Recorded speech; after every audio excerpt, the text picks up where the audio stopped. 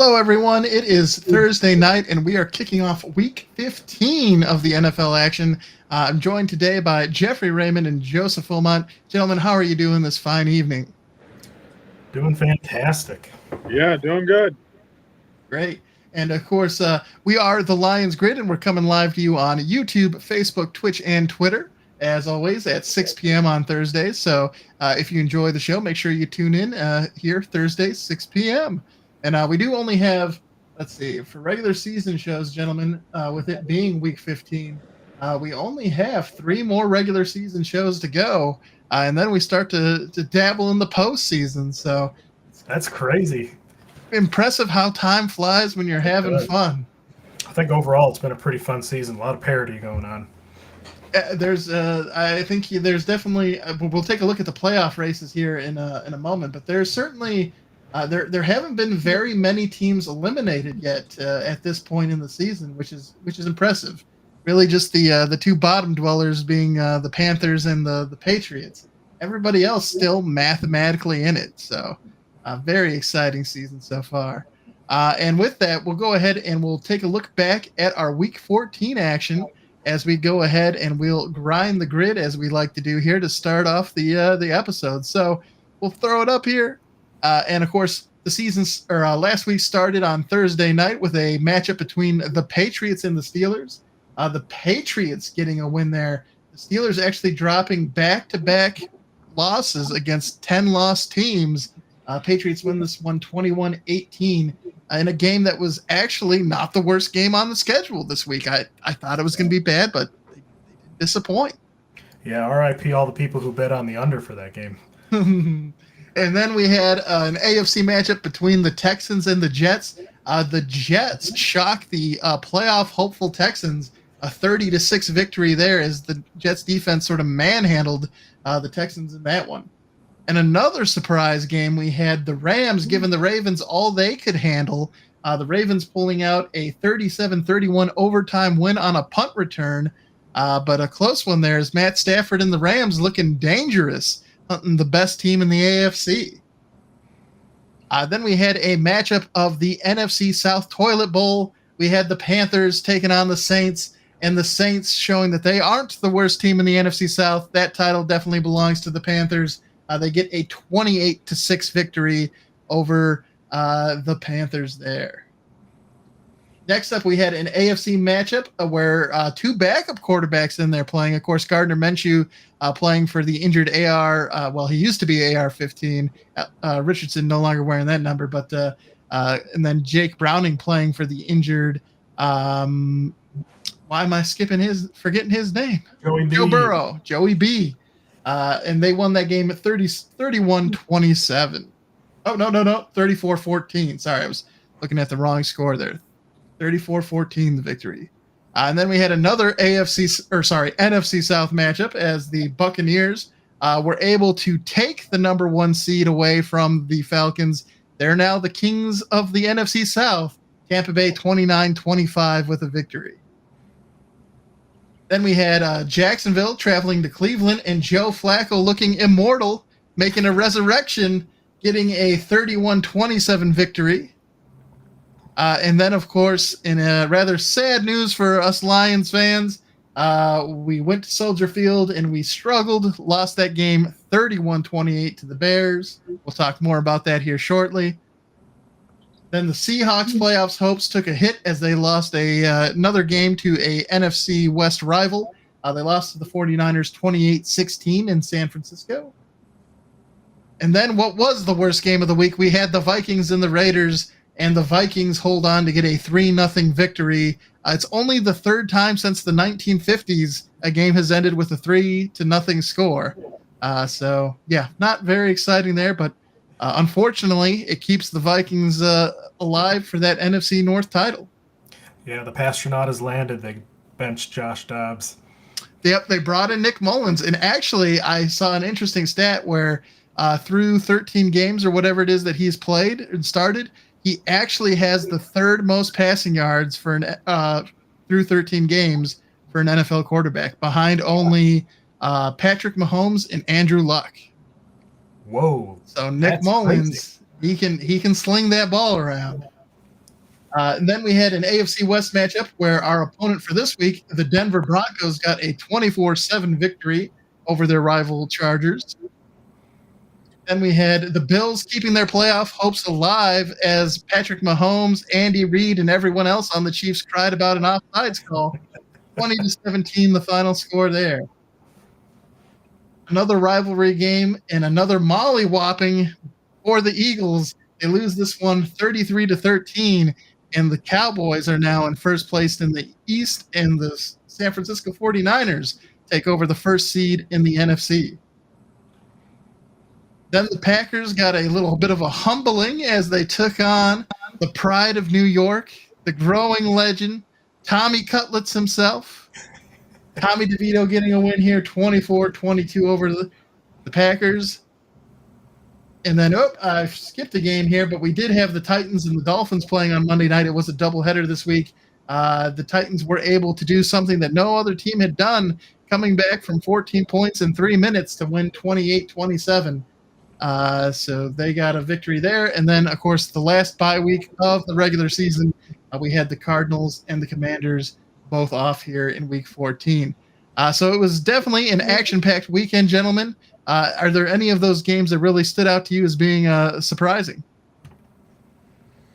I'd have to say the LA Rams versus the Baltimore Ravens.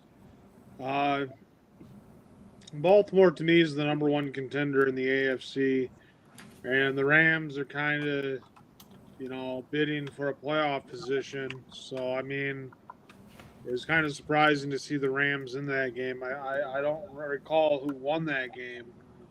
But, I was surprised to see that game as close as it was. I think it went into overtime. Yep, the Ravens were able to just eke it out, and they did it actually with a punt return. So the Rams certainly gave them all they could handle in that game. Jeffrey, what about you? Anything surprising from this weekend for you? Yeah, what surprised me was Jake Browning in Joe Burrow's absence has actually been balling out. So that surprised me. I thought the Colts might be able to sneak a win in there. And I thought also that the Eagles would put up more of a fight, but Dallas is undefeated at home, and when they're at home, they're absolutely dominant. So they definitely want at least a game at home in the playoffs. Yeah, and it's it's good to see them get a win, too, against a team that nobody can say is a bad team. That's been sort of everyone's hang up against the Cowboys, is that they only beat bad teams, and they just came out and gave the Eagles business. So you can't say they've only beaten bad teams anymore. Yeah. All right, gentlemen. Well, let's go ahead now, and we're going to jump into what happened this previous week as we take a look back at the Lions and Bears game. But before we do that, let's quickly hear Edward chiming in, and he's going with the Giants and the Packers surprise. Again, the Packers, of course, have been looking good the last couple of weeks, but no match for Tommy Cutlets. The undrafted quarterback being able to get the victory there for the G-Men. And we'll talk about that in a little bit with our buy or sell. It might impact a certain coach's future, the way they've been playing the last couple of weeks for the Giants there. But as we take a look back at this Chicago Bears game, gentlemen, the Bears were really able to jump out to an early lead. They got up to a double-digit lead, but then the Lions started to get a comeback going. They were able to score a couple of points, and Chicago opened up with a 10-0 lead. The Lions scored 13 unanswered points to end the second quarter. And then the second half happened, gentlemen, and the Lions' offense seemed to dry up. They disappeared. The Bears were able to tie it 13-13. And then the Lions started the second half with 3 straight 3-and-outs on offense. Then they had a fumble. Then they had a turnover on downs. I want to say in the entire they finished the game with like 297 yards total. And in the second half of the game, they had a very small number. The Bears, the Bears defense was able to neutralize us, and then their offense was able to take advantage of that field position battle. And it ended up with us getting that 28-13 loss to our division rivals there. I think it's worth noting because we did point out last week when we were doing the buy or sell that the Lions were 8-0 when wearing completely matching uniforms, where their jerseys matched their pants, and they were not wearing matching uniforms. So that may have been the factor that helped sway things in Chicago's favor. But it was a very, very disappointing game for the Lions, gentlemen. I think they had an opportunity to keep pace with San Francisco and Dallas for that number 1 seed in the NFC, and by losing to a team with a losing record, a division rival, they've not only lost the ability to really compete for that number 1 seed, but they are also now kind of in danger, inviting a little bit of competition from the Vikings as they try to claim their first ever NFC North title. Let's get your guys' thoughts on the game. Jeffrey, let's start with you on this one. What were your thoughts about what happened on Sunday to the Lions? Yeah, it was embarrassing. I know the Bears have been playing a lot better than when they first started the season, but we won by almost a miracle the first time around. It only took us 4 minutes to get back in that game, but we come out with these very slow starts. We get like a flash in the pan quarter, and then the offense kind of just spins its wheels, and I feel like Ben Johnson has not been calling a good game the past couple weeks. I feel like they're not getting I know Jameson Williams is somebody who we need to step up, and hasn't seen necessarily the usage, but every time he touches the ball, good things happen. Getting him easy plays, like utilizing his speed. I just don't see I see the creativity, but I just don't see like the consistency that we had in the beginning of the year, especially with the play calling, and our run game is just not rumbling like it was. Joe, what are your thoughts here? What did you see from the Lions this past weekend? Yeah, the game was a Lions loss, but I thought it was an entertaining game. I was actually able to sit down and watch this game, and it was fun to watch. A lot of different plays that you don't normally see, and the Bears aren't really competing for the division title, so I didn't mind losing a game to them. But they're going to have to finish the season strong if they want to win the division. But it's just a disorganized game. Jared Goff didn't look good, and we didn't really have a run game going. It seems like we started off the season very strong with all that hype, and now it's like the Lions are just kind of burnt out on the season. They don't really want to compete as much as they did at the beginning of the season. Maybe that'll change, once they get the division title and they get a home field advantage football game. But they're kind of falling apart late in the season, much like they used to fall apart late in the football game. This time they're falling apart late in the football season. So we'll have to see if that remains a problem with them. Yeah, and Jared Goff has what do we got going on there? Let's go. There we go. New angles. I like it. Yeah. Jared Goff has struggled in particular against the Bears. He has 10 interceptions on the season so far. 5 of those against the Bears. So half of them have come in 2 games against the Bears. So that it may just be a thing where the Bears have him figured out. But I think, especially when you compare this season to last season, I think it is.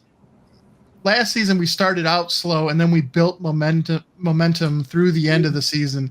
And this year kind of feels like the opposite, where we started out strong, and now that momentum is kind of escaping from us. So it definitely, we have certainly a chance to get into the playoffs and potentially make some noise, but unless something happens in these last 4 weeks to really start righting the ship, it definitely doesn't feel good heading into the playoffs. I mean, it definitely, don't get me wrong, if we do end up winning our first NFC North title, that is something to celebrate, but I would rather, it's almost like you would rather have them do that in winning fashion than sort of back into their first ever NFC championship, right? Or NFC North championship. You don't want them just to like win it by default. You'd rather them sort of announce their presence with a nice heroic roar and really claim that, hey, we're here. And right now, it's kind of a weak little meow. So we'll have to see. They do have really tough games to end the season. They have the Broncos, of course, this Saturday. They have 2 games against the division rival Minnesota Vikings, and then we have to go to Dallas. So it's not an easy task. It's not unthinkable to think that they could go 0-4 over these last 4 games. So it's they need to get things figured out, and they need to get them figured out in a hurry. And as Edward points out here, injuries have been a thing. We do have some lack of depth in some areas, and I think one of the nice things as we take a look, as we'll preview the game against the Broncos, one of the nice things this week has been the fact that our offensive line, our starters, have all been practicing this week and look to be on track to be starting that game. So it'll be nice to have the starting 5 up there, but certainly injuries, especially in that secondary, have been hampering us. And we didn't have much of a pass rush, and we lost our Alan McNeil, the only other guy besides Aiden Hutchinson who was sacking anybody. So it's injuries have certainly played a part, but good teams find a way to overcome that. So we need the guys to step up, and we'll have to see if they can do that. All right, gentlemen. Well, before we move into buy or sell, let's quickly do our champs and chumps for the week. This week, I stayed away from. Well, no, I didn't stay completely away from the Lions. But my champ is Tommy DeVito and his family. Tommy Cutlets, doing a great job. He's got undrafted, of course, now playing for his hometown team, the Giants. 3 wins. And if you didn't see, they had his whole family was doing like a big tailgate before the game. They served over 300 chicken cutlet sandwiches. His cousin Danny DeVito did. So big props to them. I mean, that's a really cool story. You know, getting to play for your hometown team and having your family involved. I mean, the Giants definitely are having a disappointing season, but at least they got that going for them. It's a cool story. I would love to eat at that tailgate.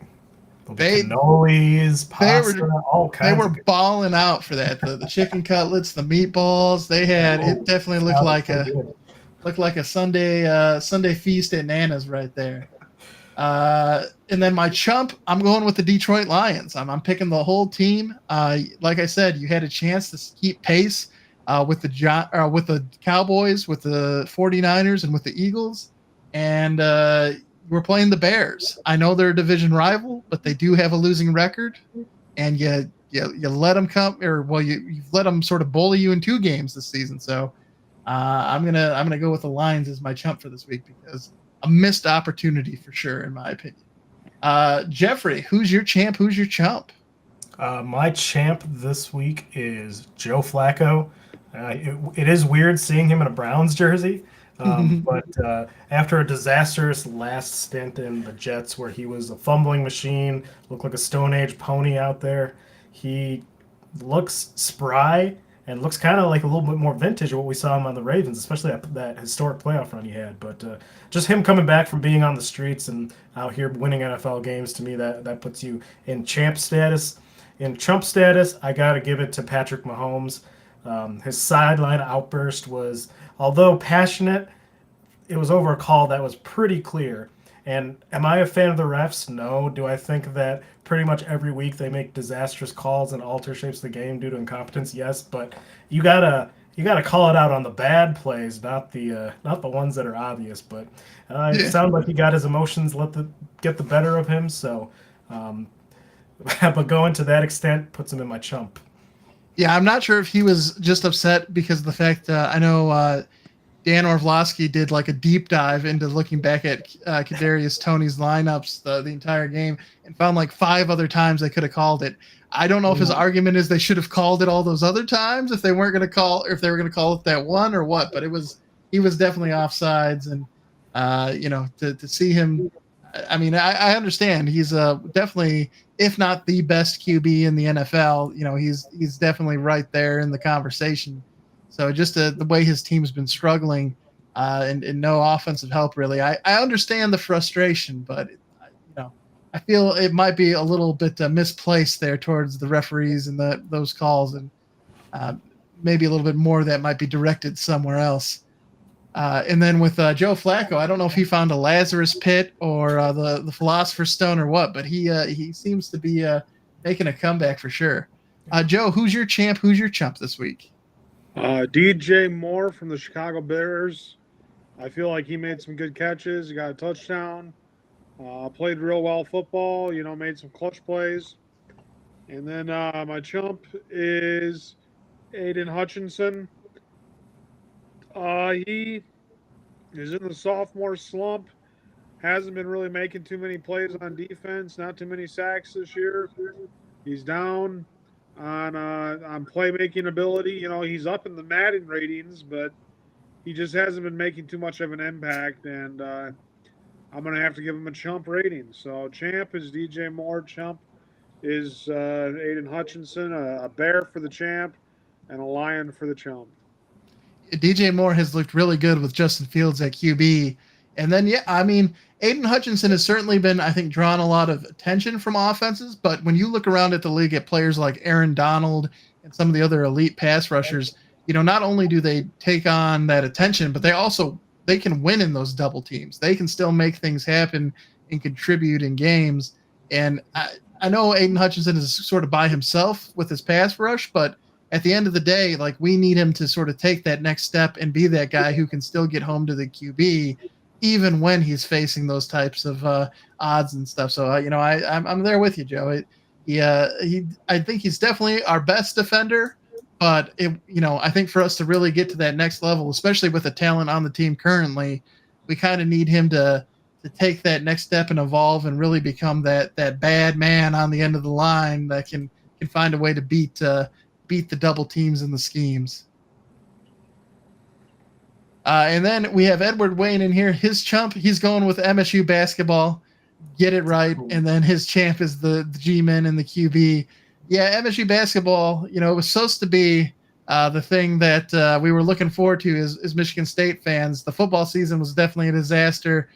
And we were all told that, hey, this was going to be Izzo's best chance for a national championship. But right now, that basketball team is miles away from that. And, of course, we already talked about Tony Cutlett's growing legacy and the G-men. But that's a great way to transition, because as we move to our buy or sell here, gentlemen, the first question we have up, while the Giants aren't living up to expectations, Brian Dabble has proven he is a good coach over his last 3 games. They're 3-0. They got the wins.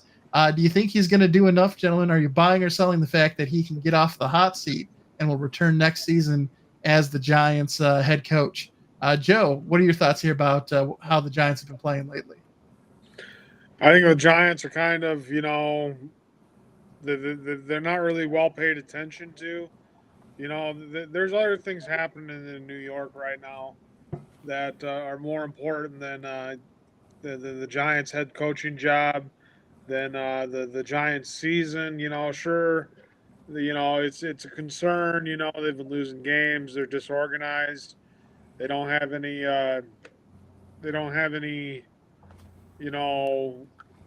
Competitive play recently, but I don't know if he'll be back.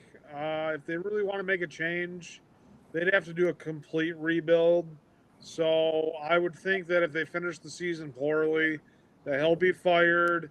They'll scrap Daniel Jones. They'll scrap their team, and they'll just do a full-sale rebuild. Jeffrey, what are your thoughts here about the Giants? I'm buying that he's a decent coach. He definitely has had help with the rise of the DeVito. But Saquon Barkley is playing a lot better than he has in the beginning of the season when he was dealing with that calf injury. Their line, their pass rush has been playing a lot better. Kayvon Thibodeau pulling his weight finally on that line. I think with the combination of that and the fact that their quote-unquote franchise quarterback, Danny Dimes, went down with an injury that no one really could control there, I think that he's going to get a little bit more leeway. But I do agree with Joe that, like, if they all of a sudden start to stink it up, the cannolis go bad and they lose out or something like that, I could see a change there. But I'm more leaning on he's a decent coach and he'll be back next year.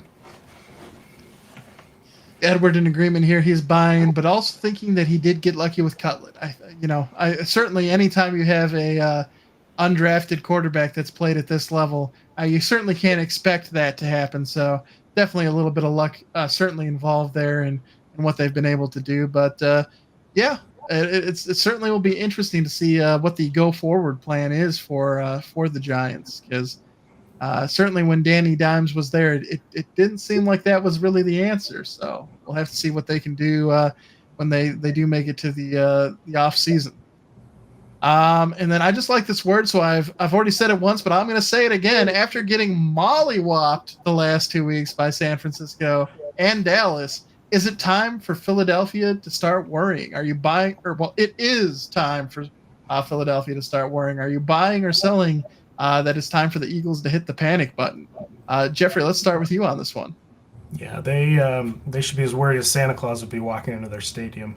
But yeah, they should definitely be worried because last year they were pretty dominant in most of their games. This year they've been struggling, especially in the past few weeks, barely squeaking by teams they probably should be beating pretty badly. And they pulled off a very close game with Dallas that first time around, but going into Dallas and just getting mollywopped, that should be concerning because that's a division rival. You were trying to go for that 1 seed, but now things are going backwards for them. Joe, what are your thoughts about Philly struggles the last couple of weeks? I think it's bound to happen. They can't go out the whole season and have, just one loss. They got to play some competitive play against some powerhouse teams. So, I mean, what's the big point if they lose a couple of games and they still end up winning the NFC? Very plausible that that's what happens. But now they got to compete with Dallas, who's got it's 1-1 in the series, and they got the same record. So, I mean, they're competing for the division now. But not only are they competing for the division, they're competing for the first round bye in the playoffs. So, do they have to start worrying? I say they want to have to start worrying. They just have to start playing better football. And, Detroit still got a game against Dallas. So, Detroit could win that game and Dallas could drop another one. But, I mean, if you're Philadelphia, you really can't afford to lose too many more football games. Absolutely. The season is getting pretty late. There aren't many games left for any team. So everything at this point is starting to become a must win. And Ed here is he's going to buy on this one as well. They haven't looked good. In fact, they've looked bad. And I think that's probably the thing is the biggest cause for panic. If you lose to these guys in the regular season but beat them in the postseason, I think that's what fans will ultimately care about. But it is a little bit concerning the fact that not only have they lost the games to San Francisco and Dallas here in the recent weeks, but they've looked bad in the process. So hopefully they can get things figured out here over the next 4 weeks. But kind of like the Lions, they're kind of sort of backing into the playoffs, and certainly you'd rather have momentum going the other way, sort of surging as you're going into the playoffs, as opposed to just sort of falling back into it. So. But with the Cowboys' success here, gentlemen, the statement here, are you buying or selling in the fact that this is the best Cowboys team of the Dak Prescott era? Joe, let's start with you on this one. Do you think this is the best Cowboys team that Dak's been on? No, I think there's been probably 3 seasons. They've had one with Des Bryant, when they had CeeDee Lamb and they had another stud wide receiver. But this is a good team. But there's been at least 2 or 3 other seasons that Dallas has been good. Dallas is generally a good football team, throughout the Dak Prescott era. But they have a hard time winning the division. Then they have a hard time going far in the playoffs. So, it will be the best football team in the Dak Prescott era if they win the division, if they win a home playoff game, if they win one more playoff game. Then I can say, yeah, they went further this season than they have any of the other seasons with Dak Prescott in the Dallas Cowboys seasons. So, yeah, we just have to wait and see if how far they make it this season and what they accomplish. Jeff, what are your thoughts here? I'm actually going to sell this as well, but I do think that if Trayvon Diggs was back, they would be the most talented. I think they're absolutely a solid team, but I think actually having him there, just from a talent point of view, I think that would have been the best team. But I mean, they have more than certainly other people have stepped up in his absence. But I'm going to sell this. Yeah, for this one, I think Joe's right. I think one of the best ways to actually measure this is going to be to wait to see what the final outcome of the season is for them. But tentatively, I am going to buy this just because, I don't think this is necessarily the most talented team, as you both pointed out. There was the when they had Des Bryant and when they had Amari Cooper and CeeDee Lamb and even Miles Austin and some of the other guys at receiver and having Ezekiel Elliott in the backfield.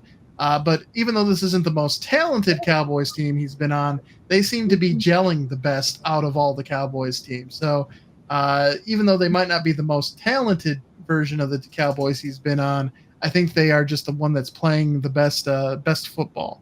So we'll have to see what that means for them in terms of a potential playoff win and potentially snatching the NFC East from the Eagles.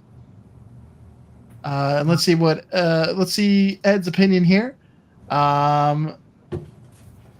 He's running out of money, and he's going to go ahead and sell, or he's going to buy this one. This team is dismantling good teams. They've also played down to some not good teams, but to do what they've been doing against the good teams makes him a buyer for now. So they are certainly a team that like I said, the big critique against them was that they hadn't beaten any good teams. But now with that Eagles victory on their resume, that's sort of their signature win. And if this was college football and you were the bowl committee, certainly would get them, I think, that nod to get in over maybe an undefeated Florida State. Let's go ahead and rub some more salt into that wound for them. Now, speaking of the best or dominating teams, gentlemen, are you buying or selling the statement that Kansas City's dominance over the AFC has ended? Jeffrey, let's start with you on this one.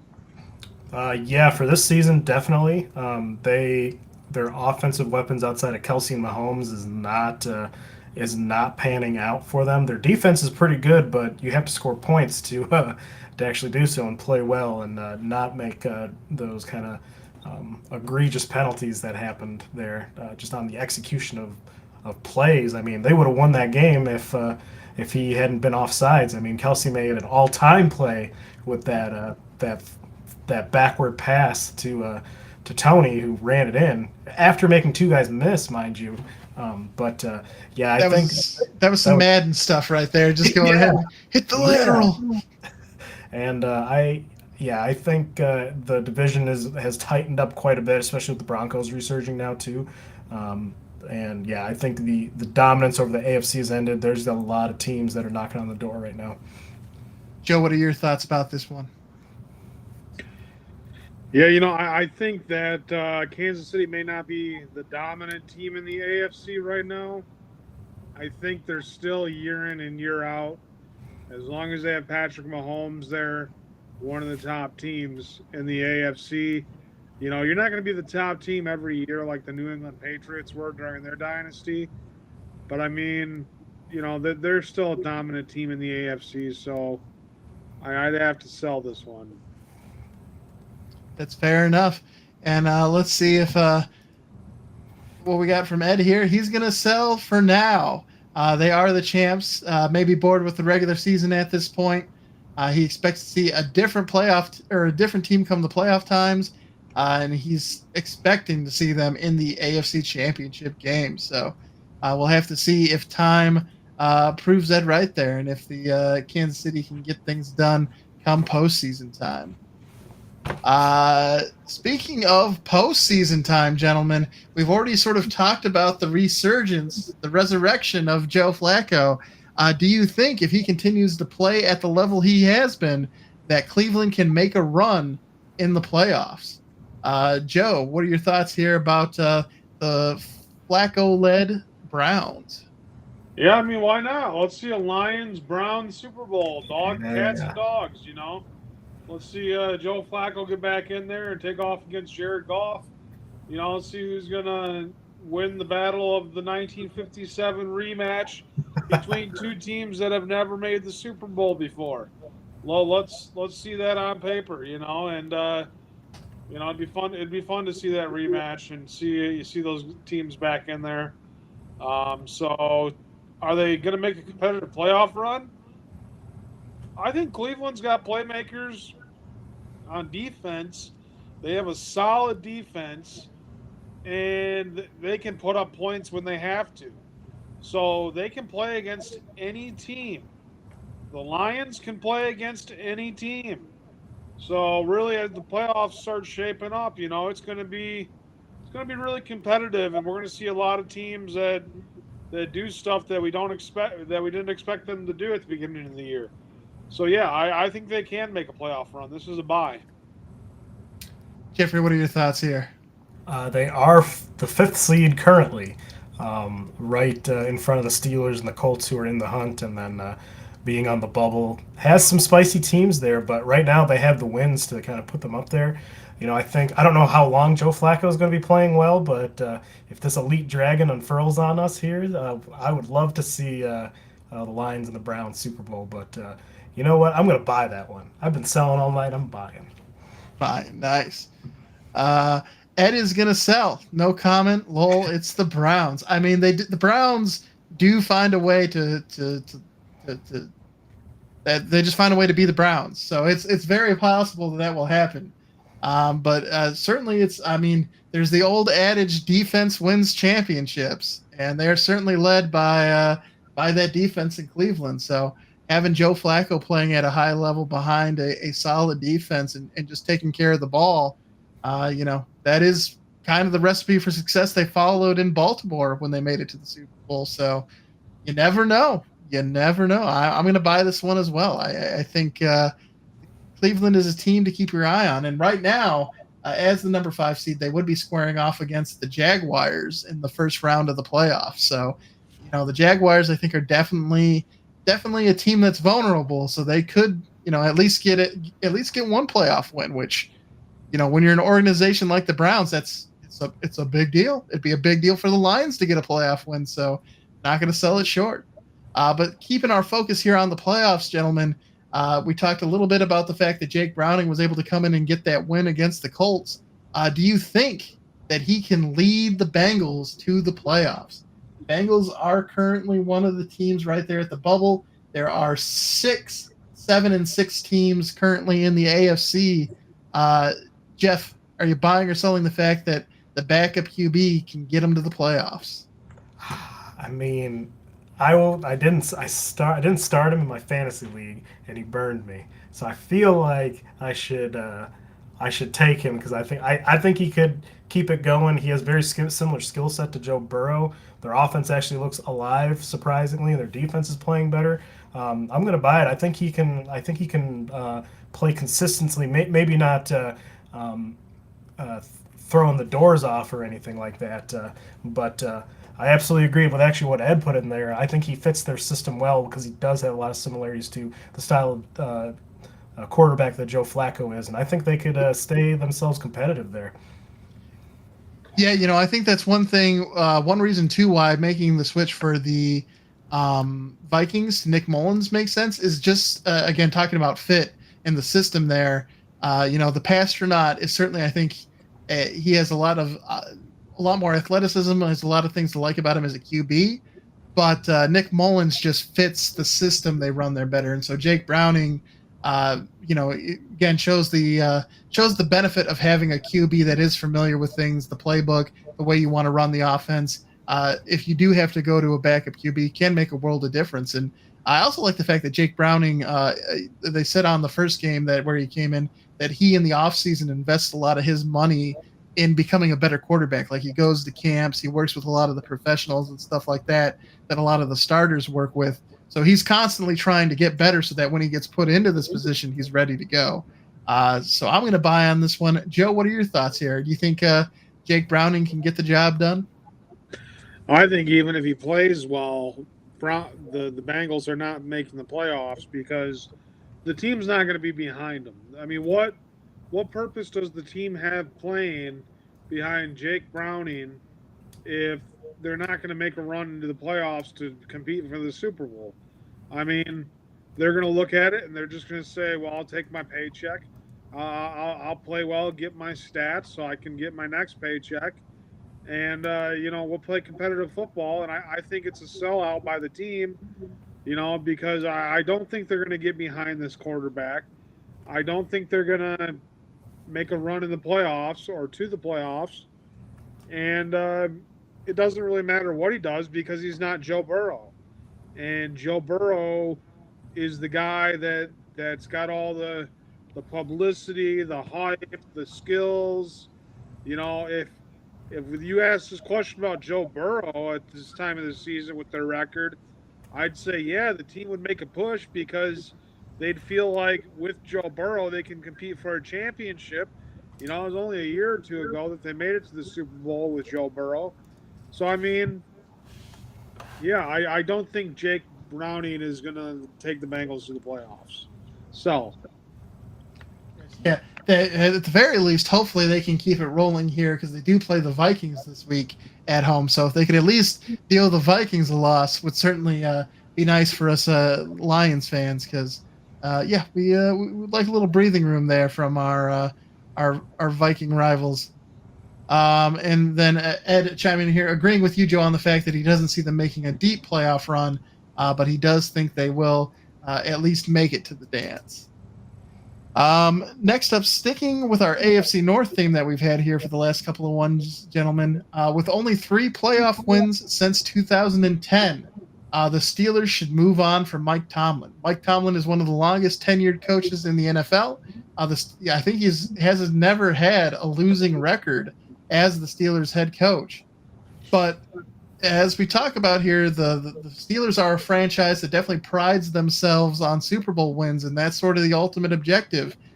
Since even though they make it to the playoffs, they aren't getting those wins. Do you think it's possible we could see something happen, and Tomlin might this long storied career with the Steelers could come to an end? Joe, what are your thoughts here? I don't think they should. And if they do, I think he'll get another job immediately if he's looking for one. He's a good head coach. He gets the job done as far as wins, losses are concerned. He's got a winning record. He's from what I can tell, he wears a cross every game, so he's a Christian. From what I know. But maybe he's got God behind him or something. But the thing is, I don't think that they should move on from him because I think they're competitive with them, despite the 2010. 3 wins since then, he still has won a Super Bowl with the Steelers. As long as your coach is winning football games and has a winning record, you shouldn't go into a rebuild because who's to say the next coach you bring in is going to have a winning record with the football team? You keep them until they start losing and they're uncompetitive. Every year they've had Tomlin, they've been competitive. Don't break what's worked for you, So that's what I have to go with. That's some great points there. Jeffrey, what are your thoughts here? I think that they will not move on from him. He's been there for a long time. He brings an air of stability to the organization. However, their offense has not been able to really look as good since Ben Roethlisberger retired. I know during the past couple, the last couple seasons with him, their defense wasn't playing as well, but their defense is kind of back on track to where they historically are good. But their offense has been fairly putrid with Kenny Pickett under center. Plus, there's a lot of lack of effort being shown by some of these wide receivers in that room, and I feel like they're not as talented because they don't play hard for a lot of the time. I mean, call Antonio Brown what you want, but that dude knows how to place himself in football, and he gives effort on the field. I feel like the talent is not there. They did fire their offensive coordinator, so I think they're going to try to at least go in another direction, at least on the offensive side of the ball. But I think I agree with Joe as far as his winning ways are going to keep him there. Yeah, and Ed is also going to sell on this one. Has no QB, teams down, injury plagued at key positions in the defense. at the most part, has looked good. Of course, having T.J. Watt on the line there has certainly been. You can certainly count on him for making some plays. And then really their pass rush in general has looked good. And of course, Casey Hayward continues to play really well for him too. So the defenses look good. I don't know. I'm not really in tune with the ownership of the Steelers, but obviously the Lions at one point in time, we need to make the decision to move on from Caldwell, even though he had a winning record, made the playoffs. We wanted to sort of take that next step, and I just wonder, at what point in time are they going to look to say, okay, yes, Tomlin is a great head coach, and definitely not having any losing seasons is just a firm indicator of that.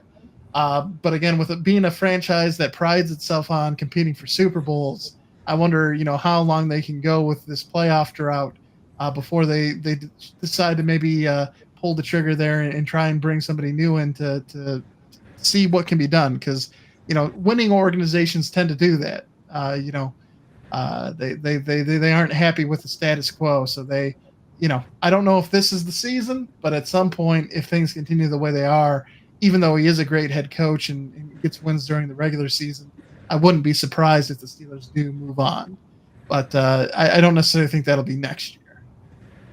Speaking of next year, gentlemen, let's take that transition didn't work because our first question up for the Lions here is, will the Lions get Jameson Williams more involved moving forward? We talked about that being something that, Jeffrey, you talked about that being something you'd want to see based off of what happened against the Bears this past weekend. But do you think the Lions will be able to do that here in the last 4 games of the regular season? I think they should. The past couple offensive kind of play calling situations in the past game makes me think that they might not, but they absolutely should. I mean, when they do call plays for him specifically, I mean, you see his speed and how much he can wreak havoc in the open field, especially. And typically, other passing concepts that they're running are trying to have him kind of take safety help off of the other receivers by having him kind of go deep.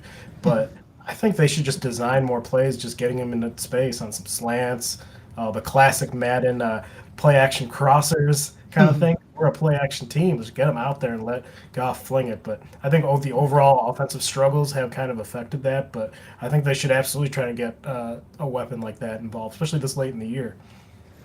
Yeah, I think that's a great point that you made there about just getting him the ball in general. Quit using him just as that deep threat. Just get him the ball and let his speed take the top off the defense when he gets his hands on it.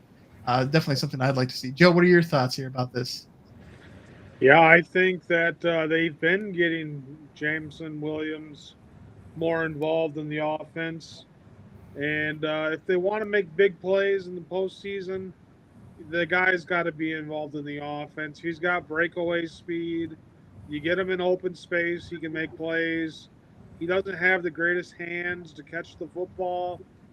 He's not the strongest guy. He's real thin,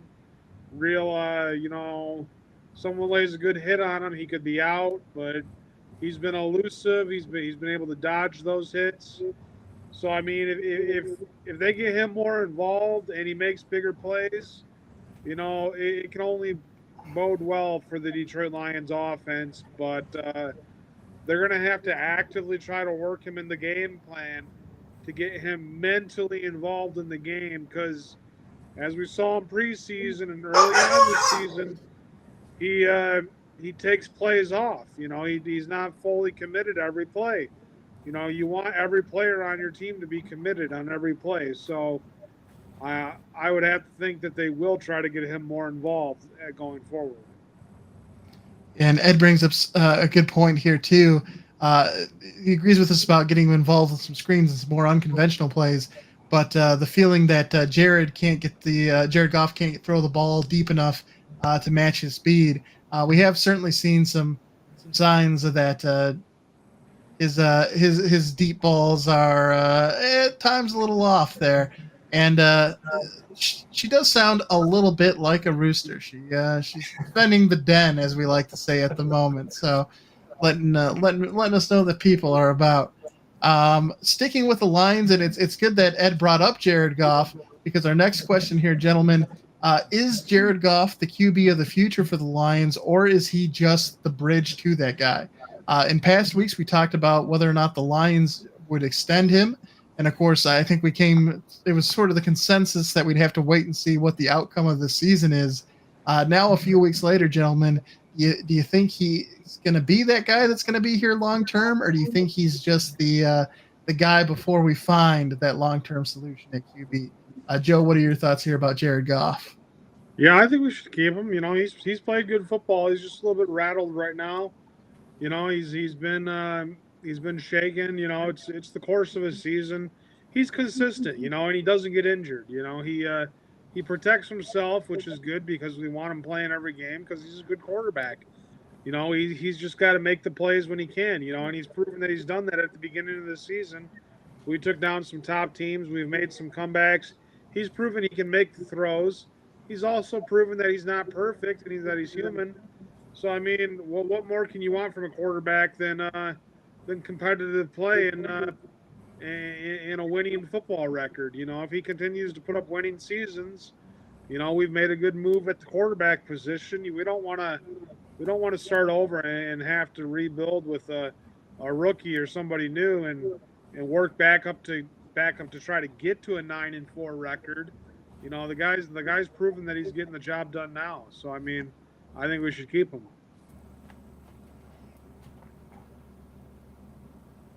Absolutely. Okay, Jeffrey, what are your thoughts here about Jared Goff? Yeah, I think definitely he's been struggling the past few games. I do think he is a little rattled, or he's just not comfortable. He doesn't look comfortable when he's out there. I definitely think he can right the ship. He brought the Rams to the Super Bowl. I mean, he's proven that he can do things under pressure in the playoffs. And I think as far as whether the Lions will move on from them versus not, I think if he continues to play well, we get in the playoffs. I think even if we do make the playoffs and make a first appearance exit, he would be our quarterback next year. But I could see if he continues to struggle and then he continues to struggle next year, I could see a change in the next season or at the end of the next season. Yeah, and I like Edward's opinion here. The too long it tourniquets it a little bit here because he goes on just a little bit of a rant. But ultimately, Ed's point here is, for the love of God, invest in the defense. You know, we saw some of the early picks in this previous draft go to the offensive side of the ball. I think I think keeping Jared Goff is fine. But please, we need pass rushers. We need help in the secondary. Let's make sure this offseason we are investing accordingly. And thinking about this team as they are before we get to the offseason, gentlemen, do you think the Lions are contenders or pretenders at this point in the season? Jeffrey, let's get your thoughts here about the Lions. Pains me to say this, but I feel like we're treading water in pretender territory right now. I think right now I would consider us kind of like a quote unquote year away kind of thing. I think we're coming out here, we're playing well above expectations. Expectations were high, the hype was real at the beginning of the year, but I think over the course of the sample size of these games now getting bigger, clearly our defense is one of the things that's holding us back. So I feel like we're a few pieces on defense away, actually, even if the offense has to make some minor changes, because we have a decent line on the offensive line, and that kind of runs our whole team. But yeah, unfortunately, the way we've been playing, I would put us in the pretenders category, but we're just kind of crossing over the line there. Joe, what are your thoughts here? I feel like the Lions can compete with any football team. It's the course of a season, so there's going to be highs, there's going to be lows.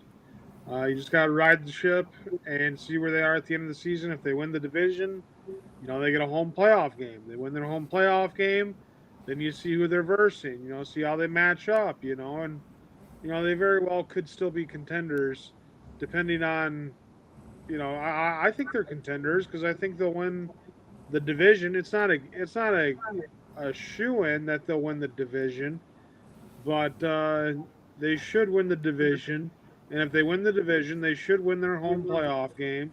And if they do that, they're already in the top, 4 teams left. So, yeah, they'd be contenders.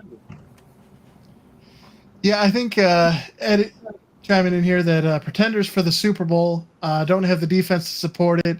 Too many better teams, but I like where they're at.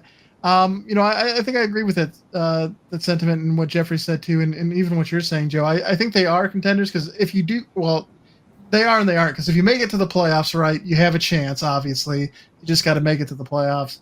But at the same time, I agree with Jeffrey that I think they are a couple pieces away from being real, like being uh, realistic contenders. Like obviously, every football game, every Sunday, any team can beat another, and I think they definitely have shown that they have the weapons to be competitive with other teams. But just from a consistency standpoint, that's where I think they get that sort of pretendery feel because they haven't been able to consistently throughout the season and even throughout the games. You know, we've mentioned the fact they disappear during third quarters. They haven't been able to consistently be that contender that we know they can be, which is why I would lean towards labeling them as pretenders. I think they're very close to being able to be that team that can come out there and for 4 full quarters for a full length of a season, sort of be contenders, but they're I don't think they're quite there yet. They're close.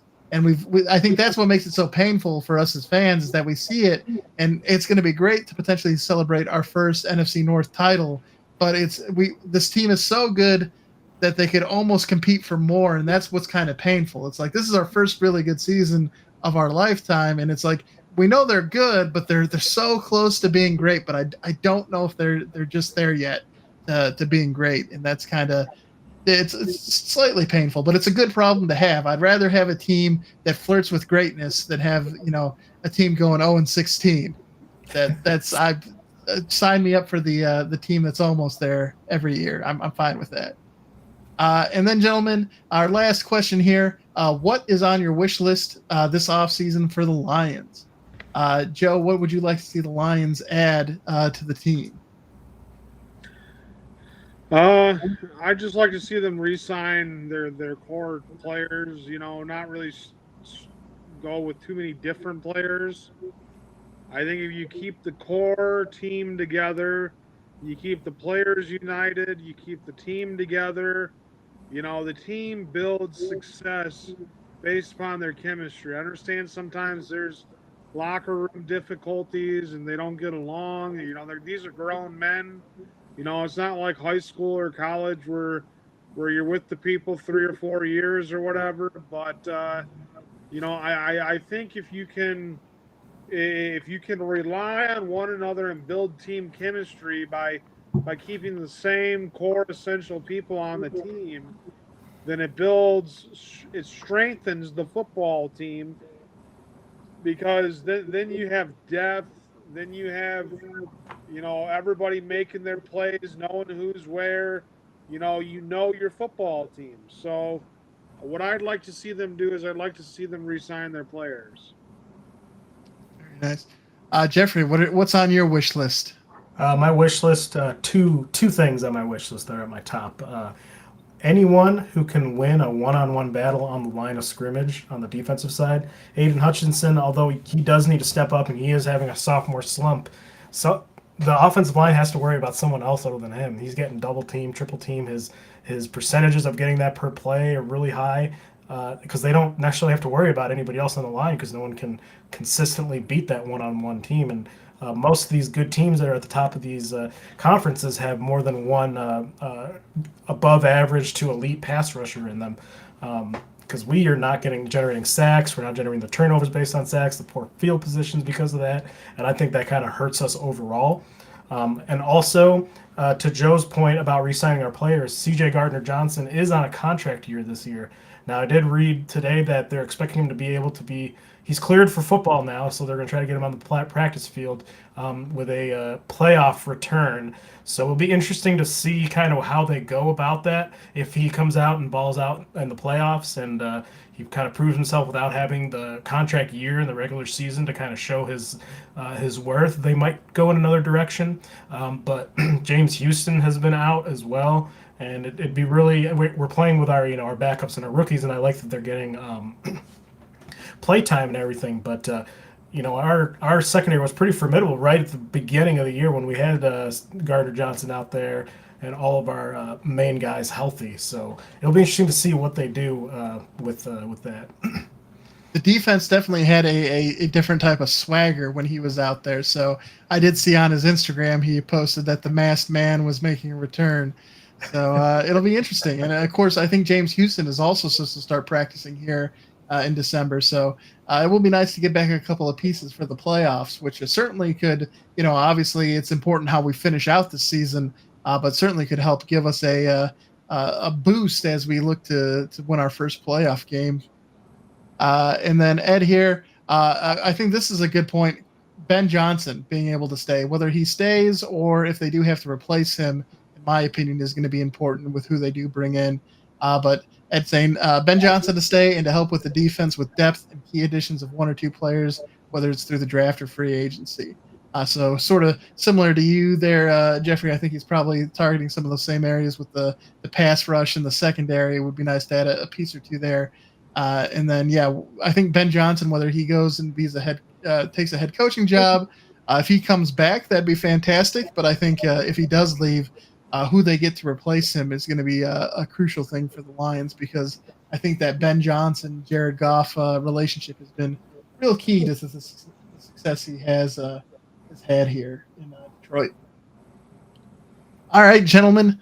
Well, that was our buy or sell segment. When it comes to the Kings of the North, not much has changed.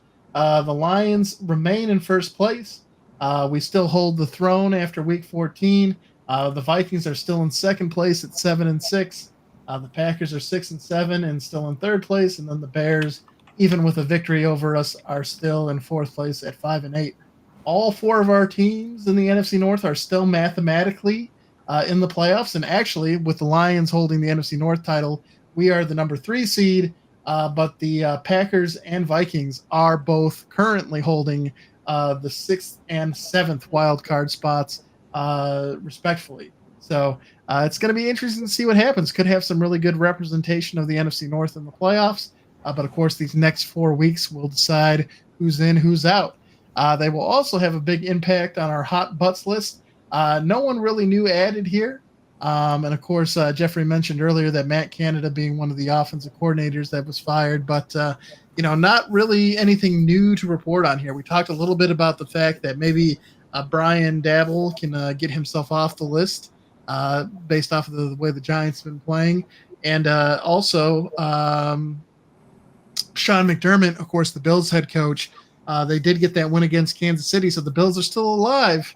So some of those seats, if they can get their playoff slots, they might be able to cool down some of the pressure on them, but still monitoring that situation as things go on. Let's go ahead now, gentlemen, and take a look at the current playoff picture. Fire it up here. This is from CBS. You can see over here on the AFC side of things, we'll start here. With the first round bye, we do have the Baltimore Ravens at 10-3. Then currently we have the number 2 Dolphins hosting the Colts, the Chiefs hosting the Steelers, the Jaguars hosting the Browns. On the NFC side of things, the 49ers currently have the first round bye. The Cowboys would be hosting the Packers. The Lions would be hosting the Vikings, so that would be 3 times we would be playing them. And then Tampa Bay at 6-7. Of course, they get that NFC South title and, of course, the 4th seed. But they would have the unfortunate pleasure of playing the 10-3 Eagles. So, I don't envy that position. And then, as I mentioned, for the AFC, 3 times in 4 games, if that happened, that'd be impressive. Playing them, I don't know if that's ever happened before. That's quite a bit of familiarity those two teams are building with each other at that point. And then, as mentioned, you can take a look here at the AFC race. There are quite a few 7-6 teams, 6 of them here, all competing for these wild card spots, and one of them just happens to be our opponent for this week, the Denver Broncos. So we'll talk a little bit about how that might impact Saturday's game here in just a moment. And then on the NFC side of things, we have quite a few teams in the NFC at the 6-7 mark. So, you can see The Rams, Seattle, Atlanta, New Orleans. Of course, Atlanta and New Orleans are also in the race with Tampa Bay here for the NFC South title. So, yeah, like as mentioned, there's only 2 teams that are mathematically out of this. Even the lowly 3-10 Cardinals They could do it. they could do it, but the Panthers can't, and neither can the Patriots. Both of those teams have been eliminated. But everybody else, all 30 other teams, they got a chance. And it'll be interesting to see how things shake out this over the last bit of the week here. Yeah, like I said earlier, this season's actually been really fun as far as like the parity going on. It really is every given Sunday this year. Yep. All right. Now, as we take a look now at the game day storyline, and something that's going to be important to this game as we do look to take on the Broncos here, which again, this game is being played on Saturday. College football is out, so the NFL is taking over the time slots. Yes. This game is being played at 8:15, and it is being hosted down at Ford Field. But as pointed out here by Matt, I think one of the things that's going to be important in this game is Goff not turning over the ball. He's been a little over these last couple of games they've lost. I think a big key to those losses has been the turnovers. Typically, Jared Goff is very good with the ball and doesn't turn it over. So it's going to be interesting to see what happens in this game against the Broncos, because the Broncos are one of the best defenses at taking the ball away currently. It's kind of funny. They gave up the 70 burger to the Dolphins, and then Vance Joseph and this Denver's Broncos defense has come alive. That being said, BetMGM does have the Lions as the favorites to win this game. The spread is 4.5, so Detroit is -4.5, Denver +4.5, both of them there at -110. The over/under for this game is 47.5, and then the money line is Detroit -210 and Denver +140. So if you take a look at the all-time record here, gentlemen, they have played each other in 14 games dating back to 1971. The Broncos lead the all-time record with 9-5 is their record. And then Denver has won 4 of the 7 games that have been played in Detroit. So historically, the Broncos have the edge here. But, there's a lot for the Lions to be playing for. The Lions still hold the NFC North throne, and they control their own destiny. And again, we're playing to win our first ever NFC North title. We were able to get some NFC Central titles, but this would be our first NFC North one. And they can clinch the division with 2 wins in their last 4 games. Again, our last 4 games are Denver, Minnesota, Dallas, and Minnesota. So if we can win 2 of those, we can tie up our first ever NFC North title. And the New York Times playoff predictor gives a 91% chance to the Lions of winning the division and a 99% chance of earning a playoff spot, which is exciting stuff. I know we've been talking a little bit about being a little bit let down and wanting to see more out of this team, but it is exciting to think of the fact that, hey, it'll be a postseason. We'll get to see the Lions play in it. They did, unfortunately, fail to keep pace with San Francisco and Dallas with a loss to Chicago. So the number 1 seed in the NFC is likely out of reach. But ultimately, we're in uncharted territory for the Lions, and it feels good. The Broncos, on the other hand, are currently in second place in the AFC West behind Kansas City. They're one of those 7-6 teams fighting for the AFC wildcard spots. So they're going to be very motivated for this game. Both teams with something to play for here. The nice thing is that the Lions' offensive line, our starters, should be returning for this game.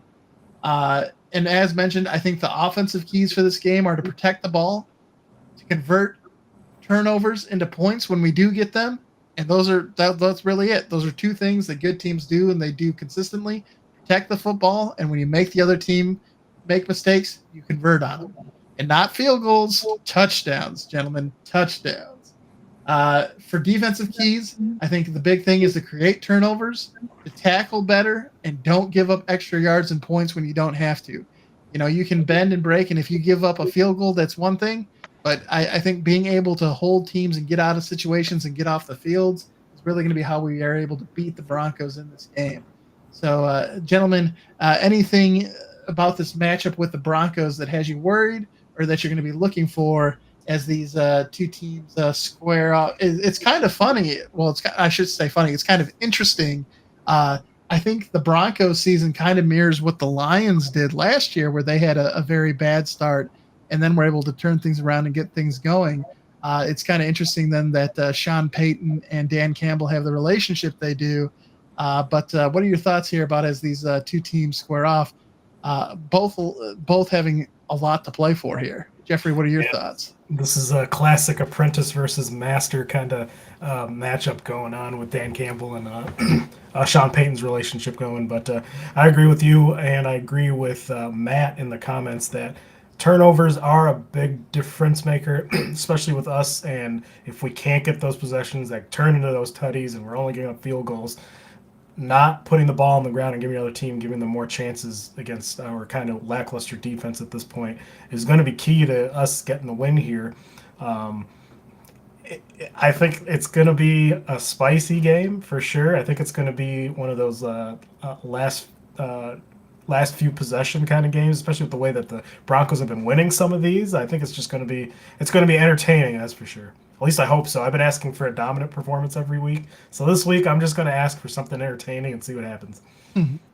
Joe, what are your thoughts here about the matchup against the Broncos? Yeah, I'm looking to see a game like Ed's talking about, home field, night game, energy. We see a different team this week, Lions 24-17.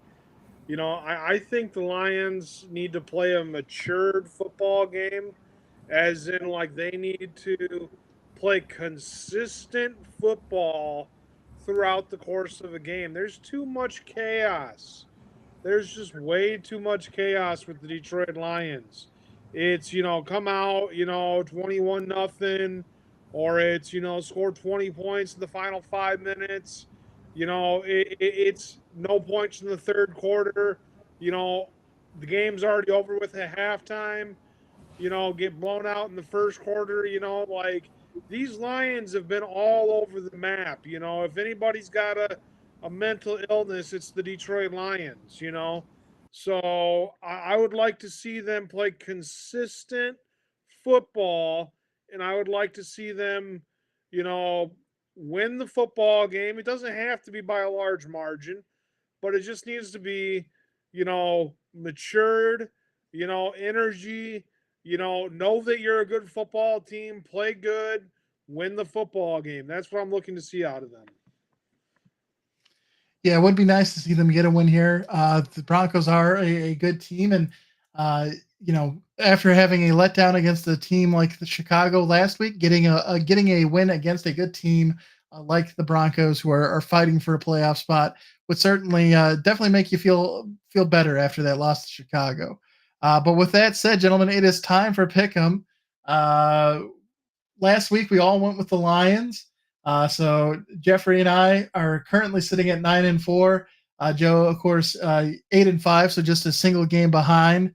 I mentioned that at some point in time I'd have to quit picking the Lions in these games. I'm a little worried because last week Ed did call the Bears victory, and he's calling for the Lions tonight, or on Saturday night. But you know what? I haven't loved what I've seen out of the Lions at home. I definitely think the Lions fans have shown up to Ford Field and have been there and made it a very hostile environment for other teams. But I'm going to go with the Broncos in this game, gentlemen. This is the first time I've picked against the Lions all season, and I'm going Denver in this one. I know they only need 2 wins to clinch the NFC North, but I don't think they're getting it here this week against Denver. All right, Jeff, we need you to do the same thing. That's what I was thinking. A little gamemanship here to kind of keep the the picks lock spicy. But I was, spoiler alert, I was saving my jumping off of the Lions boat for the Dallas game. But you know what? I'm gonna drink the Kool-Aid. Lions. I'm gonna go with Edward. And I think it's going to be, we see a different team this week. We come out there, home field night game. We hopefully play some of that consistent football that Joe was talking about, but I think we end up coming out on top. I'm drinking the Kool-Aid this week. Going with the cardiac cats. Joe, how about you? Are you going? We're split 50-50 now. Are you gonna how are you going with your pick? Yeah, I'm getting married and I'm going to Honolulu Blue. So Yeah. I'm saying, yeah, go Lions. The Lions Yes. and the Honolulu Blue going to Hawaii. Gonna check out that Honolulu Blue. So I certainly the I Detroit certainly will not be Lions. disappointed if the Lions get the victory, but I don't know. I just don't feel good about it. But I would definitely, like I said, a win against the Broncos would be a win that would be having me feeling good. So, but I'm going to stick with the Broncos. We'll have to see after this week, Joe. Me and you could be tied. Jeffrey might take sole possession of first place. So we'll have In to that see how case, I'll things just go. choose everything opposite of Jeffrey for the remainder of the season, so I can try to get this win-loss. Unless we're taking in Super Bowl picks and those count as 5 points, because Ooh, yeah, I that's did pick the Lions to go to the Super Bowl and Yep. win the Super Bowl. So You did. You had him going against KC, so we'll see if both that outcome is very much still plausible. So we'll have to see how things unfold here. Not only, of course, the last 4 weeks here in the regular season, but it feels good to be able to expect to see the Lions in the postseason. It's a nice change of pace. Us '90s kids didn't get to see much of that throughout our lifetime, so. The fact that not only are we talking about getting our first NFC North title, but we're also talking about seeing the Lions in the postseason. It's it's a good season, and I think if they get in, maybe it could even be a great season. So we'll see how it goes. Yeah, All when Greg right, Sanders was running around, I was a mere baby boy. just a wee lad. Well, we want to thank everybody for tuning in and participating in the show as always.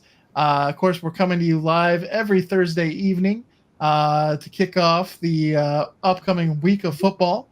Again, tonight's Thursday night football game is between the Las Vegas Raiders and the Los Angeles Chargers, making it difficult on me going with two teams who I know from other places, but it's okay. I was able to navigate that successfully. Both of those teams probably not making the playoffs, so maybe a little bit of a snoozer. Not sure who will. I'm not sure if they've decided if they're sticking Aiden O'Connell out there for the Raiders, or if they've decided to say sorry to Jimmy Garoppolo and we'll be trotting him out there. Unsure about what the Raiders' plans are, but of course we won't be seeing Justin Herbert at under center for the Chargers. He just had surgery on his throwing hand finger and is out for the remainder of the season. So, not the most exciting Thursday night football matchup, but we hope you enjoy that. And of course, remember the Lions are playing on Saturday this week. That game against the Broncos is at 8:15 on Saturday. No college football, so the NFL is going to eat up the juicy time slot. is it only on the NFL Network or is it also on Fox? Oh, that I don't know. That I am not sure about where the game. Because I looked it up on ESPN and it said it was on NFL Network, and it's like, well, does that mean it's still on Fox? It's a local game. They had that earlier Thursday night football game against Green Bay that was supposed to be on Prime, Amazon Prime, and that was on regular television. So it should be on Fox or CBS or NBC or something. It is going to be on Fox, actually. Yeah, as Ed said, it's sellout and it should be on Fox. Yeah, that's what I'm seeing for TV options here too. So. Yep, NFL Network and Fox, since it is a local and sellout game. So I should be able to tune in again. That is on Saturday. So a little bit out of the ordinary, but it was still a primetime slot. So another chance for us to show up and show out in front of the nation. So we'll see what the Lions can do. Again, thanks everybody for tuning in. We will be back again next week. We have 3 more regular season shows, and then we'll figure out the schedule here for the playoffs. But want to thank you all again for tuning in, for participating. Oh, Jeffrey, I don't know. That's the Pistons, though. I mean, they could easily be the chumps. They're 0-20. At least Joe's showing off the Lions. We got something good there. I mean, we could take the Red Wings, the Lions, but the Pistons? At least it says Detroit here. It's Detroit. There we go. That's what we need. A longer show. We got to give them some love. They got to start playing better, those Pistons.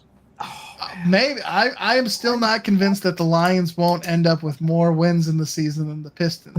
We'll have to see how that goes, but it does not look good on the hardwood at all. But yeah, thanks everybody for tuning in. Of course, we're coming to you live on YouTube, Facebook, Twitch, and Twitter. Make sure you go ahead and like the Lions Grid profile so you can catch all the alerts when we go online.